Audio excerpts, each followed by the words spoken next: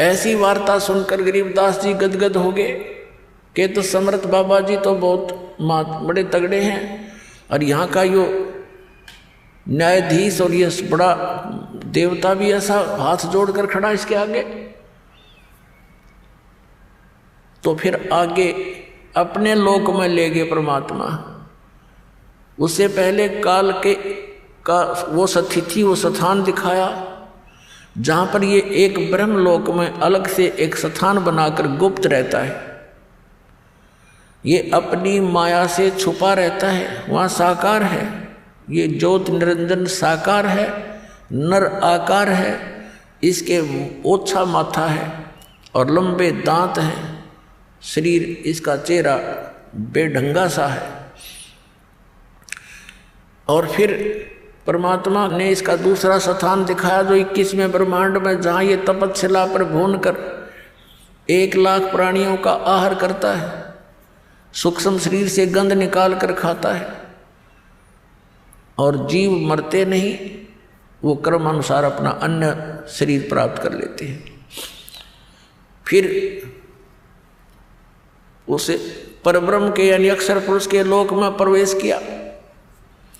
वो 11वां द्वार है जो इस काल के लोक से और सरपुरुष के लोक से अक्षर पुरुष के लोक में जो प्रवेश करना होता है जिस मार्ग से, वो 11वां द्वार है।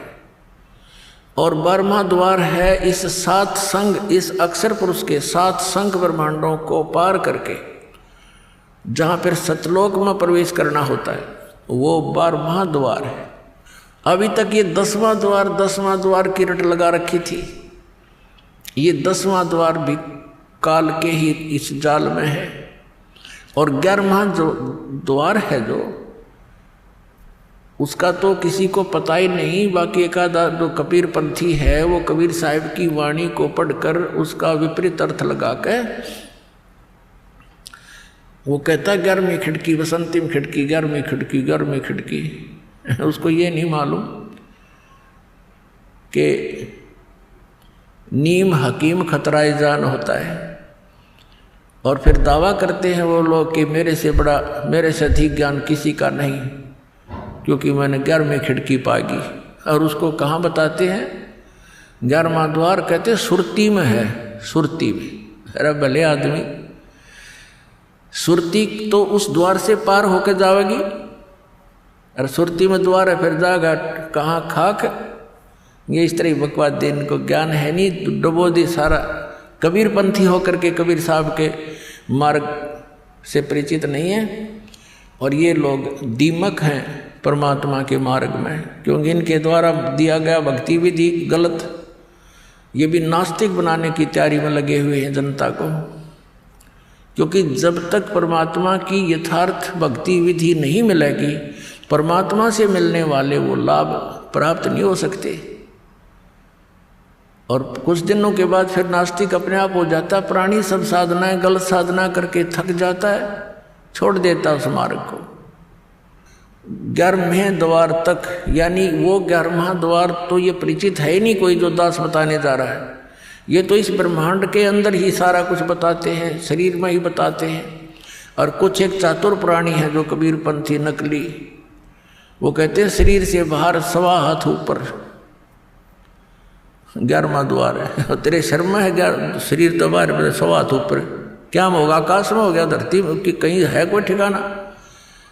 शरीर के द्वार हैं वो तो मान ले भाई 10 हैं, चाहे तू 16 बता दे इसमें, वो तो मान बिला इसके अंदर होंगे। इस तो बार बिला 1.25 हाथ ऊपर द्वार है, वो क्या हम टट्टू में है? बिना अकल की बात इन लोगों की। तो ये धीरे धीरे कंडम होंगे इस तत्व ज्ञान के। सूर्य उदय होते ही परमात्मा का जो ज्ञान उदय हो रहा है, ये सभी नकली संत पंथ ये अपने आप इनके ये टमटमाते दीपक डीजल वाले सब खत्म हो जाएंगे, निष्क्रिय हो जाएंगे। अब 12वां द्वार है जो 7 संग ब्रह्मांड पार करके सतलोक में प्रवेश करेंगे। कबीर परमेश्वर जी ने कहा है कि 12 दर ऊपर बस है मोरा बालम, यानी अपनी महिमा आप पर सुनाते हुए परमात्मा ने कहा है कि हमारा जो मालिक है आप जी सबका, वो बर में द्वार के ऊपर है, वहाँ रहता है। और आदरणीय गरीबदास साहिब जी ने भी जब परमात्मा के साथ जाकर के वो आंखों देखे सारे द्वार, जब कहा था असंग जन्म तन मरत्या होगे जीवित क्यों ना मरे रे, और 12 दरमद मैल मठ बोरे बहुर ना देथ रे रे। वो बर्म में द्वार को पार करके वहाँ है वो बर्मा द्वार, वहाँ है वो मठ, वो स्थान जहाँ जाने के बाद फिर लौट कर प्राणी कभी संसार में नहीं आता, वो परम शांति को प्राप्त होता है।